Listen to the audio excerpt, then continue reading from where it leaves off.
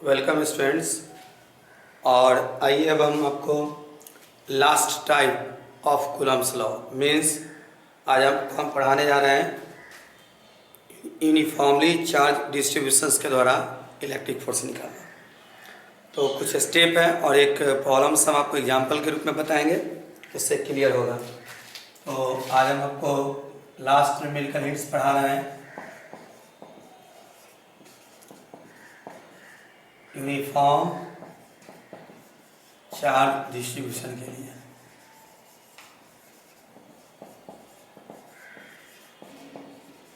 तो सबसे पहला पॉइंट है स्टूडेंट्स कि हम लोग कूलम्स लॉ जो पढ़ते हैं F इज इक्वल टू, जैसे ये Q1 है चार्ज, ये Q2 है चार्ज, सेपरेशन R है दोनों के बीच का, और दोनों के बीच लगने वाले इलेक्ट्रिक फोर्स का मैग्नीट्यूड F है। F is equal to 1/4 epsilon nought mod Q1 Q2 by R square होता है। तो ये जो फार्मूला है स्टूडेंट्स ना, ये पॉइंट चार्ज के लिए वैलिड है। मीन्स ये Q1 एक पॉइंट के रूप में, Q2 एक पॉइंट के रूप में है। तो Coulomb's law is valid for charge distribution, sorry valid for point charges.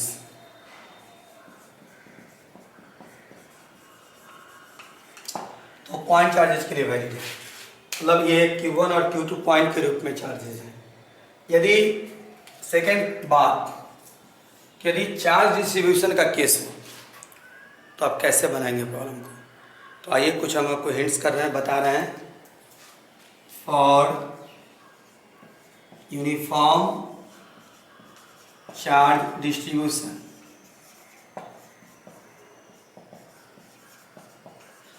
we divide body into elements। Elements करने का स्टूडेंट्स छोटे छोटे टुकड़े के रूप में, सबसे छोटा टुकड़ा। ऐसे भी एलिमेंट का मतलब होता है कि उसको हम लोग दो पार्ट में नहीं तोड़ सकते हैं। तो सिमिलर ये केस है कि हम लोग एक छोटा सा टुकड़ा ले रहे हैं, बहुत छोटा, और उस टुकड़ा को हम लोग तोड़ नहीं सकते हैं, तो वो पॉइंट के रूप में काम करेगा। मतलब जब आप एलिमेंट लेते हैं ना, वो पॉइंट बॉडी के रूप में काम करेगा, पॉइंट चार्ज के रूप में काम करेगा। आइए एक क्वेश्चंस के थ्रू हम लोग समझते हैं इसको। तो आपके असाइनमेंट में क्वेश्चन है लेवल 3 में क्वेश्चन नंबर 4। तो क्वेश्चन नंबर 4 स्टार्ट करते हैं, लेवल 3 का है। A point charge Q is situated at a distance d from one end of a thin non-conducting rod of length L। देखिए स्टूडेंट्स, एक पॉइंट चार्ज है Q और उसको d डिस्टेंस पे रखा गया है, one end of A thin non conducting rod of length L, और having a charge Q। Figure भी दिया गया है, आप इस फिगर को देखिए। देखिए स्टूडेंट्स, ऐसे है फिगर। ये आपका क्वेश्चन नंबर 4 है लेवल 3 का, L3 लेवल 3 का। तो यहाँ पे ऐसे ये यूनिफॉर्मली एक रॉड है, इस रॉड का यहाँ से यहाँ तक लेंथ L दिया है स्टूडेंट्स, और इस पर चार्ज Q है, और एक पॉइंट चार्ज Q है यहाँ पे स्मॉल q, और यहाँ से यहाँ तक का सेपरेशन दिया है D। एक कैपिटल Q चार्ज पूरे इस non conducting rod, non conducting कहने का मतलब कि इंसुलेटर हो, प्लास्टिक रबर वगैरह, इस पे Q चार्ज यूनिफॉर्मली डिस्ट्रीब्यूट है, और इसी के द्वारा इस पूरे प्लस Q चार्ज जो है इसके द्वारा इस पे फोर्स निकालना है। तो देखिए स्टूडेंट्स, ये Coulomb's law 1/4 epsilon nought mod Q1 Q2 by R square, ये वैलिड है पॉइंट चार्जेस के लिए। ये आपका स्मॉल q पॉइंट चार्ज है, बट देखो बेटा ये कैपिटल Q पॉइंट चार्ज नहीं है। तो हम लोग को पहला स्टेप क्या करना है, for uniformly charge distribution we divide body into elements. ये तो पॉइंट चार्ज है, बट ये पॉइंट चार्ज नहीं है। इसमें हम लोग एक एलिमेंट ले लेंगे, एक छोटा सा टुकड़ा, मतलब इसमें बहुत सारे टुकड़े में इसको हम लोग पॉइंट बॉडी के रूप में डिवाइड कर सकते हैं। उसी पॉइंट बॉडी को जिस पे चार्ज पॉइंट के रूप में होगा उसको हम लोग एलिमेंट बोलते हैं। तो देखिए स्टूडेंट्स, हम लोग क्या काम करते हैं कि यहाँ पे टुकड़ा ले लेते हैं,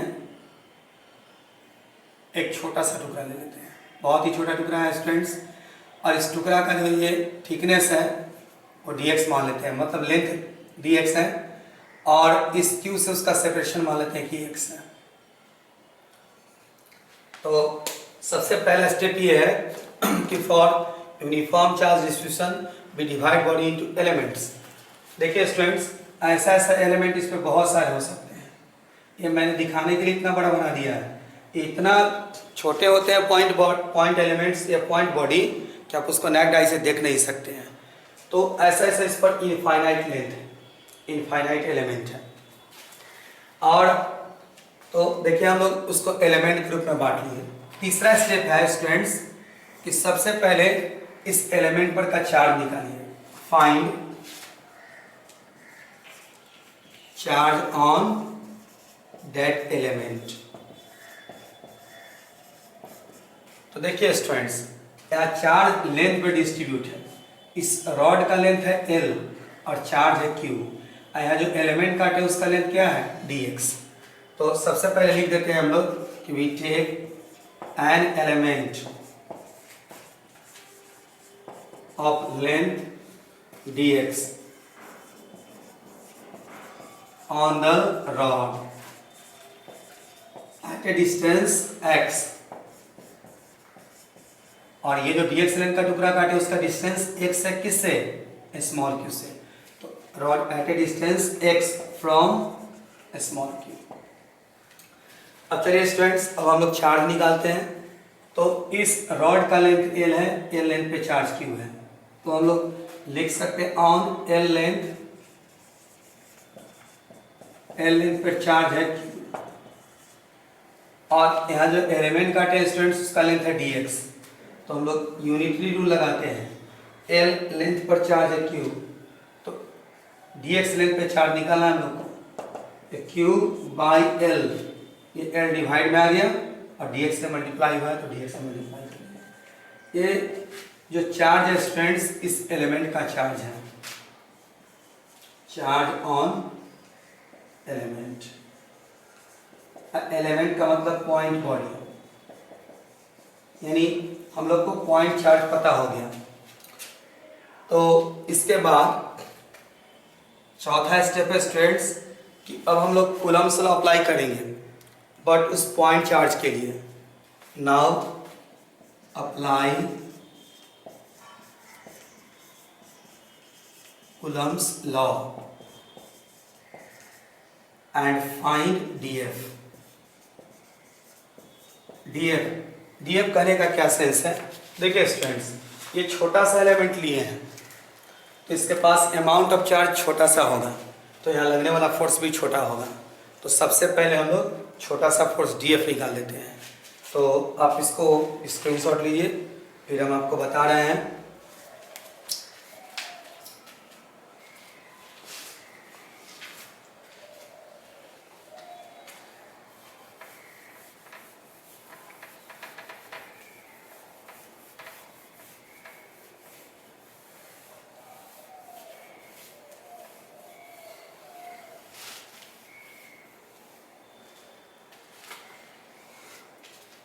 चलिए स्टूडेंट्स, अब हम लोग यूज करते हैं from F is equal to 1/4πε0 mod Q1 Q2 by are square. तो F नहीं है स्टूडेंट्स, ये छोटा सा एलिमेंट पे चार्ज छोटा सा निकला है, फोर्स भी छोटा सा होगा df।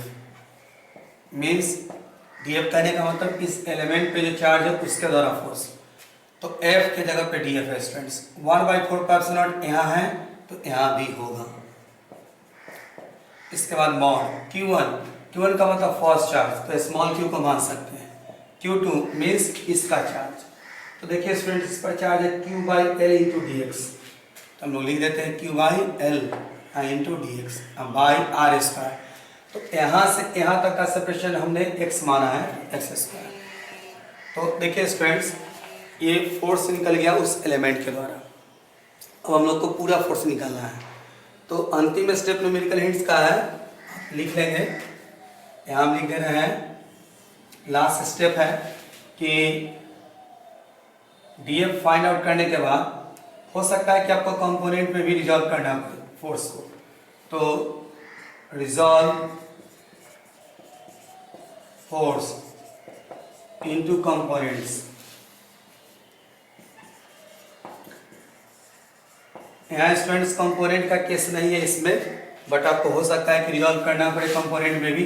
जैसे रिंग है तो वहाँ पे आपको यूज़ करना पड़ेगा, सेमी सर्कुलर रिंग है तो वहाँ यूज़ करना पड़ेगा, कंपोनेंट में तोड़ना पड़ेगा। एंड लास्ट स्टेप, एक छोटे से चार्ज के द्वारा फोर्स निकला, पूरे चार्ज के द्वारा फोर्स निकालना है। तो ऐसा ऐसा एलिमेंट इस स्टूडेंट्स पर बहुत सारे होंगे। अब हम लोग इंटीग्रेट कर देते हैं। Integration is a kind of summation. Area enclose by a curve में हम लोग पढ़े हैं। तो integrating DF with proper limit,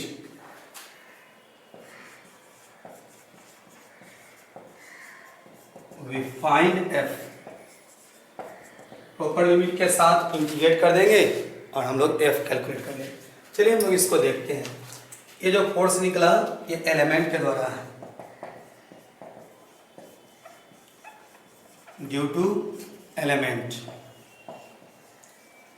अब हम लोग बात करते हैं टोटल फोर्स का, इसलिए force due to rod F is equal to integration D F.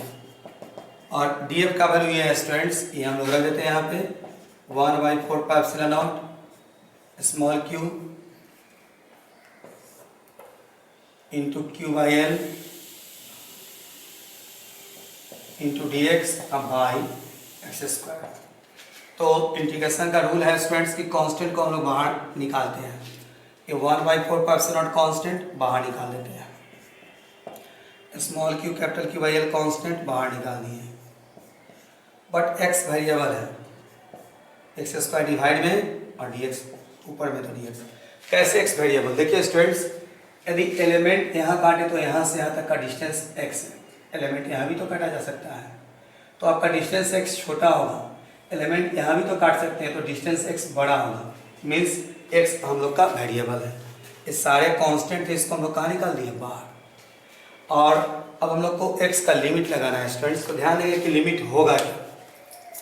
हम लोग ये जो dx है वो एक छोटा सा एलिमेंट काटे इस रॉड पे, हो सकता है कि एलिमेंट हम लोग यहाँ काट सकते हैं, तो x का वैल्यू ये होगा स्टूडेंट्स, यहाँ से यहाँ।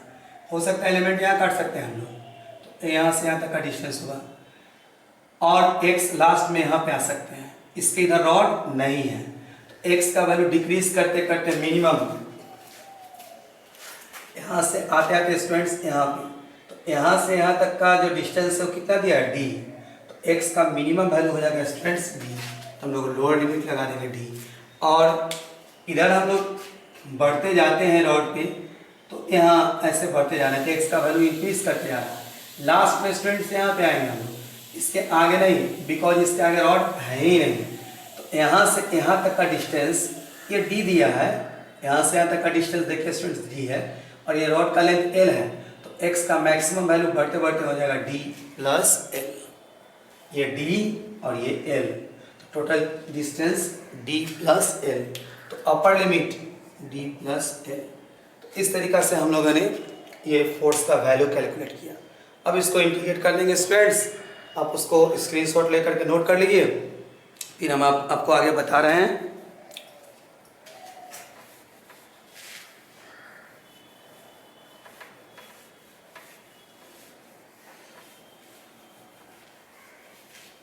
तो F is equal to 1/4πε0 q by L, और 1/x स्क्वायर का इंटीग्रेशन स्टूडेंट्स हो जाएगा -1/x। Lower limit d, upper limit d plus l. इस माइनस को बाहर निकाल देते हैं,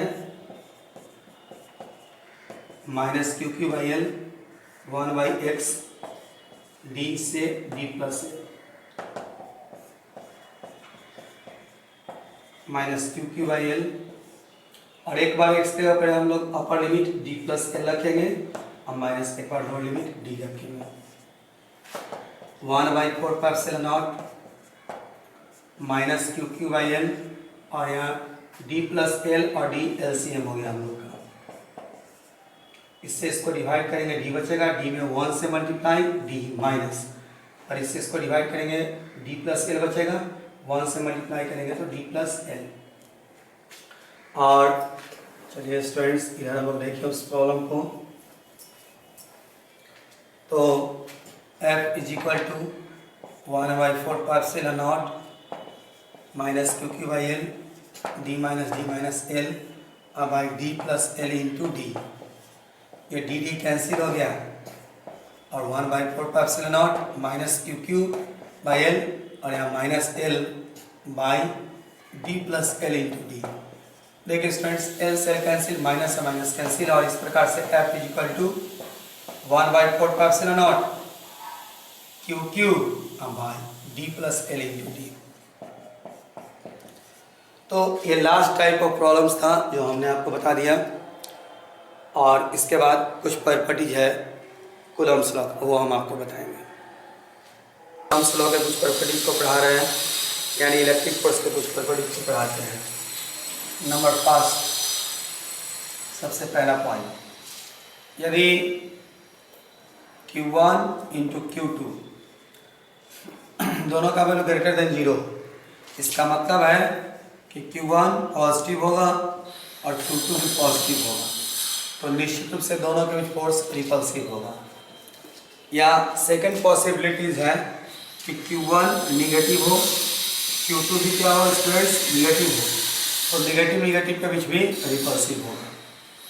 मीन्स यदि Q1 Q2 का value greater than 0, Q1 into Q2 का वैल्यू 0 से बड़ा हो, इसका मतलब है कि Q1 Q2 दोनों ही पॉजिटिव या Q1 Q2 दोनों ही निगेटिव, और इस प्रकार से इस Q1 और Q2 के बीच लगने वाला फोर्स इस केस में रिपल्सिव होगा। तो point number first, if Q1 into Q2 is greater than 0, then Q1 and Q2 are positive or both are negative, या दोनों निगेटिव होगा। So force between them will be repulsive, और उन दोनों के बीच लगने वाला फोर्स रिपल्सिव होगा। तो ये नंबर फर्स्ट प्रॉपर्टी है, अब इसको नोट कीजिए। फिर सेकंड प्रॉपर्टी में हम आपको ले चलते हैं। सेकंड ये है कि अभी हमने देखा कि Q1 Q2 ग्रेटर देन 0। अब अगला केस है कि हम लोग Q1 Q2 ग्रेटर देन 0 नहीं लें, Q1 Q2 लेस देन 0 लें। तो इसमें क्या पॉसिबिलिटीज, एक पॉसिबिलिटी है कि Q1 पॉजिटिव हो तो Q2 निगेटिव होगा, या Q1 निगेटिव हो तो Q2 पॉजिटिव होगा। और देखिए स्टूडेंट्स, ये Q1 पॉजिटिव है, Q2 निगेटिव है, तो पॉजिटिव निगेटिव के बीच अट्रैक्टिव फोर्स लगता है, और यहाँ Q1 निगेटिव है, Q2 पॉजिटिव है, तो यहाँ भी अट्रैक्टिव फोर्स लगेगा। तो सेकेंड केस कहता है if Q1 into Q2 is less than 0, similarly उसी तरीका से देन Q1 एंड Q2, आप इसको नोट कर लिए, तो इसे हम इसको लैंग्वेज के रूप में लिखवा देते हैं। If Q1 into Q2 number second less than 0, then Q1 is positive, Q1 is positive and Q2 is negative। या हो सकता है कि Q1 ही निगेटिव हो और Q2 ही पॉजिटिव हो, तो हम लोग लिख सकते हैं, और vice versa. So force between them will be attractive. ये सेकेंड केस हम आपको बताएं, तो आप इसको नोट कर लेंगे। सेकेंड का ये मैंने लैंग्वेज लिखा है और यहाँ उसको एक्सप्लेन किया। नंबर थर्ड प्रॉपर्टीज देखेंगे। जैसे देखिए स्टूडेंट्स, एक चार्ज है Q1, दूसरा है Q2, तो इस Q1 Q2 का दोनों का साइन पॉजिटिव है, तो इसके द्वारा इस पर लगने वाला फोर्स इधर होगा, या इसके द्वारा इस पर लगने वाला फोर्स इधर होगा। मीन्स कि दो चार्ज के बीच जो फोर्स लगता है, दोनों को मिलाने वाला जो लाइन है इसी के अलोंग लगेगा। तो ये पॉजिटिव पॉजिटिव है तो आउटवर्ड फोर्स है, आउटवर्ड मीन्स रिपल्सिव है। यानी एक पॉजिटिव ले लें और दूसरा निगेटिव ले लें, तो यहाँ अट्रैक्टिव फोर्स लगेगा ऐसे F, ऐसे F, और मीन्स कि इस Q1 और Q2 को मिलाने वाले लाइन पे ही लग रहा है ये फोर्स। यहाँ भी Q1 और Q2 को मिलाने वाले लाइन पे ही लग रहा है, क्योंकि ये दोनों पॉजिटिव है आउटवर्ड लगा, दोनों निगेटिव है इनवर्ड लगा, दोनों एक पॉजिटिव एक निगेटिव है तो इनवर्ड लगा। मीन्स कि हमेशा दोनों चार्ज को मिलाने वाले लाइन पे ही फोर्स लगता है। यदि स्टूडेंट्स कभी आप ऐसे देखें, चार्ज Q1 यहाँ है, यहाँ Q2 है, अब आप इस Q2 पे मान लीजिए फोर्स दिखा रहे हैं इधर, ऐसे दिखा रहे हैं, ऐसे दिखा रहे हैं, ऐसे दिखा रहे हैं, ये सारा रॉन्ग है फ्रेंड्स। ये कभी पॉसिबल नहीं है कि दो चार्ज के बीच लगने वाला जो फोर्स हो दोनों के लाइन जो मिलाने वाले लाइन है उसके सिवाय किसी दूसरे लाइन के अलोंग हो। देखिए यहाँ दोनों को मिलाने वाला लाइन पे है, दोनों को मिलाने वाला लाइन पे फोर्स है, तो ये रॉन्ग हम आपको दिखलाएं। तो थर्ड प्रॉपर्टीज है electric force acting along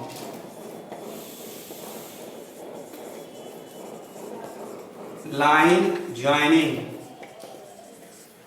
of two charges means कि दोनों चार्ज के मिलाने वाले लाइन पे ही इलेक्ट्रिक फोर्स लगता है। देखिए स्टूडेंट्स, ऐसा कभी पॉसिबल नहीं है। आइए नंबर 4 हम आपको बताते हैं।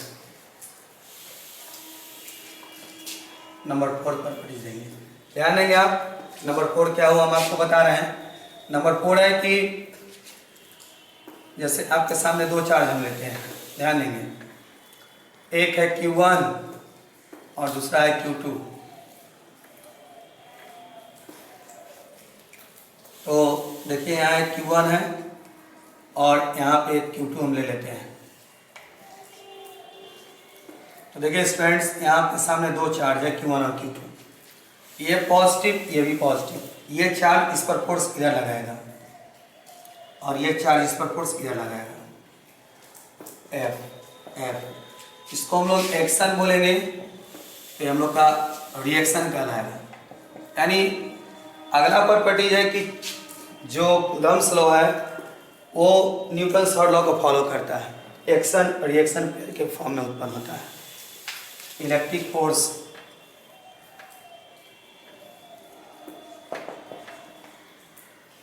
स्टूडेंट्स थोड़ा नहीं यही हम लिख दे रहे हैं। नंबर 4 प्रॉपर्टीज, इलेक्ट्रिक फोर्स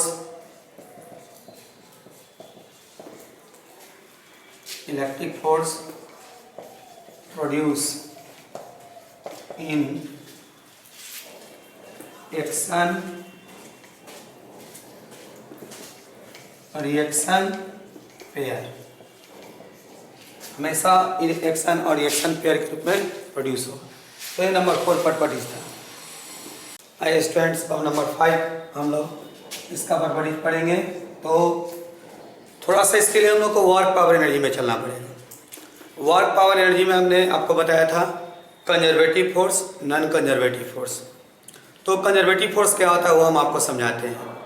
जैसे एक बॉडी मान लीजिए किसी फोर्स के द्वारा इस प्रकार से लूप में मूव करके यहीं पे आ गया, तो उस केस में उस पर जो फोर्स लग रहा है उसके द्वारा वर्क डन यदि 0 हो तो उसको हम लोग कंजर्वेटिव फोर्स कहते हैं।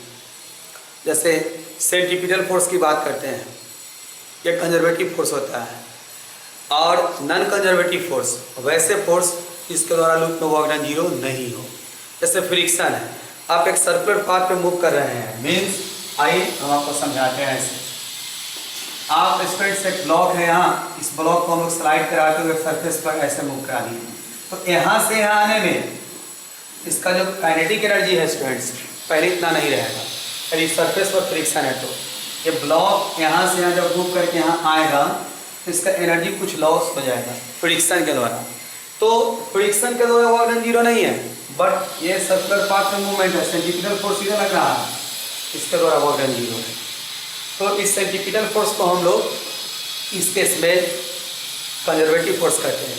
और वर्क डन भले ही लूप में मूवमेंट है, लेकिन फ्रिक्शन के द्वारा एनर्जी का लॉस हुआ, वर्क हुआ, उसको हम लोग नॉन कंजर्वेटिव फोर्स कहते हैं। वैसे फोर्स जिसके द्वारा लूप में work done zero, they are called conservative force. And वैसे फोर्स जिसके द्वारा लूप में वर्क डन जीरो नहीं हो, जैसे फ्रिक्शन फोर्स है, उसके द्वारा वर्क डन जीरो नहीं है, तो ये आपका नॉन कंजर्वेटिव फोर्स कहलाएगा। तो देखिए हम लोग इलेक्ट्रिक फोर्स के नेचर को देखें कि कंजर्वेटिव है या नॉन कंजर्वेटिव है। जैसे स्टूडेंट्स हम लोग बात करते हैं न्यूक्लियस का। न्यूक्लियस पॉजिटिवली चार्ज है और इसके चारों तरफ इलेक्ट्रॉन का मूवमेंट हो रहा है ऐसे। इलेक्ट्रॉन निगेटिवली चार्ज है। इस इलेक्ट्रॉन पर, निगेटिवली चार्ज इलेक्ट्रॉन पे इस न्यूक्लियस के द्वारा फोर्स इधर लगता है, ये इलेक्ट्रिक फोर्स है। और डिस्प्लेसमेंट का डायरेक्शन इधर होता है स्टूडेंट्स, टेंजेंट, दोनों के बीच में एंगल 90 डिग्री। तो यदि हम लोग वर्क डन कैलकुलेट करें तो हम लोग जानते हैं W equal to F dot R या F R cos theta. Force और डिस्प्लेसमेंट के बीच का एंगल है थीटा, तो यहाँ दोनों के बीच का एंगल है 90 डिग्री। तो cos 90 का वैल्यू होता है 0 और इस तरीका से वर्क डन क्या हो गया 0। तो अगला प्रॉपर्टी यही है कि इलेक्ट्रिक फोर्स कंजर्वेटिव नेचर का होता है। Electric force is a kind of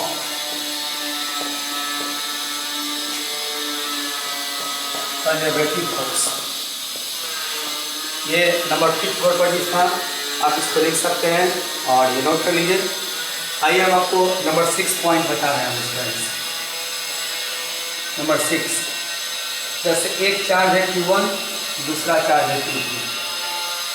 ध्यान देंगे स्टूडेंट्स, आपके सामने दो चार्जेज है Q1 और Q2, और इन दोनों के बीच लगने वाला फोर्स का वैल्यू है 1/4 mod Q1 Q2 by R square. ये F फोर्स लग रहा है, इस पर भी F फोर्स लग रहा है। मान लीजिए स्टूडेंट्स की एक और हम चार्ज यहाँ रखें Q3, तो इन दोनों चार्ज के बीच लगने वाले फोर्स का जो वैल्यू ये है, इस वैल्यू पे इस चार्ज का कोई इफेक्ट नहीं होगा। हाँ, ऐसा नहीं कि ये फोर्स नहीं लगाएगा, ये फोर्स लगाएगा, इस पे लगाएगा, इस पे भी लगाएगा, बट इन दोनों के बीच जो लगने वाले फोर्स है, इस पे ये इस चार्ज का, इन दोनों के बीच जो फोर्स लग रहा है, उस फोर्स पर इसके चार्ज के फोर्स का इफेक्ट नहीं पड़ेगा। यानी दो चार्ज के बीच जो फोर्स लगता है वो अपने नेबरिंग चार्ज पे डिपेंड नहीं करता है। Electric force between two charges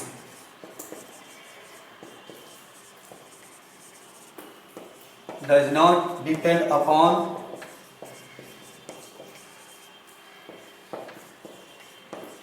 neighboring charges।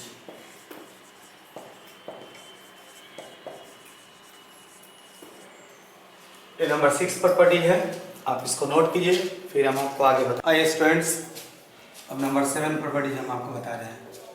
ये जो कूलॉम्स लॉ है, इसमें हम लोग सेपरेशन की बात करते हैं। जैसे एक चार्ज है Q1, दूसरा है Q2, दोनों के बीच का सेपरेशन R है। तो ये जो R सेपरेशन है वो कितना कम हो सकता है, तो जान लीजिए स्टूडेंट्स, R का वैल्यू -10⁻⁻15 मीटर से लेकर के कुछ किलोमीटर तक ये वैलिड है, फ्यू किलोमीटर्स या several kilometres. Several kilometres means ये बहुत ही छोटा सेपरेशन है। आखिर इतना सेपरेशन छोटा होता कहाँ है, तो जान लीजिए स्टूडेंट्स, ये सेपरेशन आपको न्यूक्लियस में मिलेंगे। 10⁻15 मीटर का सेपरेशन न्यूक्लियस में, इसको हम लोग फर्मी भी बोलते हैं। तो न्यूक्लियस में कौन से पार्टिकल्स रहते हैं, प्रोटॉन्स, न्यूट्रॉन्स। तो प्रोटॉन के बीच हम लोग जानते हैं प्रोटॉन पॉजिटिवली चार्ज है, तो प्रोटॉन के बीच इलेक्ट्रिक फोर्स लगते हैं। तो प्रोटॉन, दो प्रोटॉन के बीच में इलेक्ट्रिक फोर्स लगते हैं और वहाँ पे सेपरेशन इतना होता है। तो इतना सेपरेशन के लिए वैलिड है कूलम्स लॉ। और इतना छोटा सेपरेशन से लेकर के सेवरल किलोमीटर, 2 किलोमीटर, 5 किलोमीटर, इतना तक के सेपरेशन के लिए वैलिड है कूलम्स लॉ। तो हम लोग अगला प्रॉपर्टी लिख सकते हैं, Coulomb's law is valid for separation of 10⁻⁻15 metre, इसको फर्मी कहिए, और ये न्यूक्लियर डिस्टेंस भी कहलाता है। रीजन है कि इतना छोटा सेपरेशन न्यूक्लियस में होता है।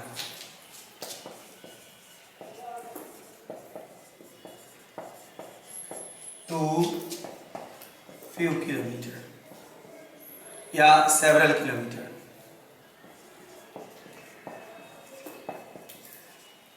आइए अब नेक्स्ट प्रॉपर्टीज की बात करते हैं, नंबर 8। तो ध्यान देना है स्टूडेंट्स, कूलॉम्स लॉ हम लोग पढ़ रहे हैं, और कूलॉम्स लॉ में एक चार्ज है Q1, दूसरा Q2, दोनों के बीच का सेपरेशन आ रहा है। दोनों चार्ज के बीच इलेक्ट्रिक फोर्स Fe लग रहा है, और Fe का वैल्यू जो होता है 1/4πε0 मॉड Q1 Q2 r²। अब चलिए स्टूडेंट्स अगला स्टेप चलते हैं, थोड़ा सा हम लोग न्यूटन्स लॉ ऑफ ग्रेविटेशन की बात करते हैं। एक मास है m1, दूसरा है m2, दोनों के बीच का सेपरेशन आ रहा है, और दोनों के बीच लगने वाला ग्रेविटेशनल फोर्स Fg है। Fg means gravitational force, Fe means electric force. तो Fg का जो वैल्यू है g m1m2/r²। तो अब इन दोनों एक्सप्रेशन को देखिए, ये इलेक्ट्रिक फोर्स, ये ग्रेविटेशनल फोर्स, या 1/4πε0 ये कांस्टेंट है, g भी कांस्टेंट है, ये इलेक्ट्रोस्टैट का कांस्टेंट है, ग्रेविटेशन का कांस्टेंट है। Q1 Q2 चार्जेज हैं। चार्ज क्या होता है स्टूडेंट्स? चार्ज फंडामेंटल प्रॉपर्टीज है मैटर का, उसी प्रकार से मास भी फंडामेंटल प्रॉपर्टीज होता है मैटर का। तो m1 m2, यहाँ Q1 Q2 है, यहाँ m1 m2 है, डिवाइड में r² मीन्स सेपरेशन स्क्वायर। तो दोनों में कुछ सिमिलरिटीज है। तो हम लोग लिख सकते हैं कि Coulomb's law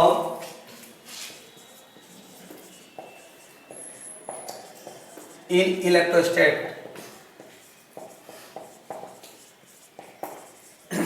electrostatics explain about electric force. यहाँ लिख दे रहे हैं स्टूडेंट्स हम electric force between two charges.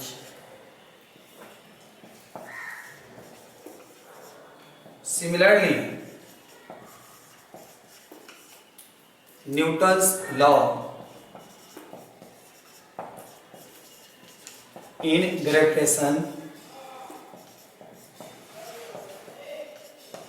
explain about gravitational force between two masses।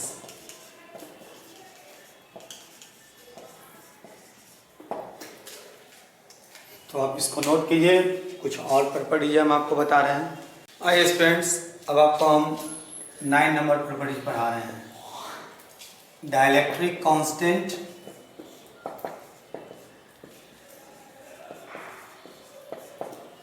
और रिलेटिव इलेक्ट्रिकल परमिटिविटी। आप ध्यान देंगे, इसमें एक डिफिनीशन भी है। तो देखिए स्टूडेंट्स, आपके सामने दो चार्ज लिए, एक Q1 एक Q2, और दोनों के बीच का सेपरेशन आ रहा है। इन दोनों चार्ज को भी वैक्यूम में रखा गया है स्टूडेंट्स। तो चलिए हम लोग कूलॉम्स लॉ का यूज करते हैं। F = 1/4πε0 mod Q1 Q2/r²। और ये दोनों चार्ज अभी वैक्यूम है। वैक्यूम कहने का सेंस है कि अभी इसके बीच में कोई मटेरियल मीडियम नहीं है, यहाँ तक कि हवा भी नहीं। तो ये वैक्यूम में हम लोग निकालना है, VSU सफिक्स में हमने लगा दिया, यानी इलेक्ट्रिक फोर्स इन वैक्यूम। ये मान लेते हैं क्वेश्चन फर्स्ट। अब इन दोनों चार्जेस को हमने मीडियम में रख दिया और इसको हम लोग इसी मीडियम, कहने का सेंस कि इन दोनों को हम पानी में डाल दें, या दोनों के बीच में केरोसिन ऑयल हो या हवा हो, तो इस केस में जो फोर्स है वो मीडियम में निकल रहा है। F मीडियम = 1/4π, ये एप्सिलॉन और परमिटिविटी ऑफ फ्री स्पेस है वैक्यूम के लिए, आर स्क्वायर। ये इक्वेशन सेकेंड। अब हम लोग फर्स्ट में सेकेंड से डिवाइड कर देते हैं, dividing equation first by second. तो देखिए स्टूडेंट्स, LHS में LHS से और RHS में RHS से डिवाइड देंगे। इक्वेशन फर्स्ट ये है F वैक्यूम बाय, और यहाँ F मीडियम हो जाएगा इज इक्वल टू, अब RHS में RHS से डिवाइड देते हैं हम लोग, सॉरी यहाँ एप्सिलॉन नॉट नहीं देना है, ओनली एप्सिलॉन। तो 1/4 pi epsilon nought mod Q1 Q2 by R square, और यहाँ 1/4 pi epsilon not epsilon Q1 Q2 by R square. तो आप देख सकते हैं कि इसमें पूरा का पूरा टर्म्स कट रहा, हम लोग का ये खत्म हो गया, या एप्सिलॉन ऊपर चला जाएगा और एप्सिलॉन नॉट नीचे। तो F vacuum by F medium का ये वैल्यू है, और इसी को हम लोग डाइलेक्ट्रिक कांस्टेंट K कहते हैं या रिलेटिव परमिटिविटी कहते हैं, एप्सिलॉन R से डिनोट करते हैं। तो देखिए स्टूडेंट्स, डाइलेक्ट्रिक कांस्टेंट या रिलेटिव परमिटिविटी का जो डिफिनीशन है वो इस प्रकार से हो सकता है, दोनों के रेशियो को मीन्स ऐसे भी लिख सकते हैं K या epsilon R is equal to F vacuum by F medium. तो देखिए लिखा जा सकता है the ratio of electric force between 2 point charges in vacuum to medium is called dielectric constant और रिलेटिव परमिटिविटी या रिलेटिव इलेक्ट्रिकल परमिटिविटी भी कहते हैं ऑफ दैट मीडियम।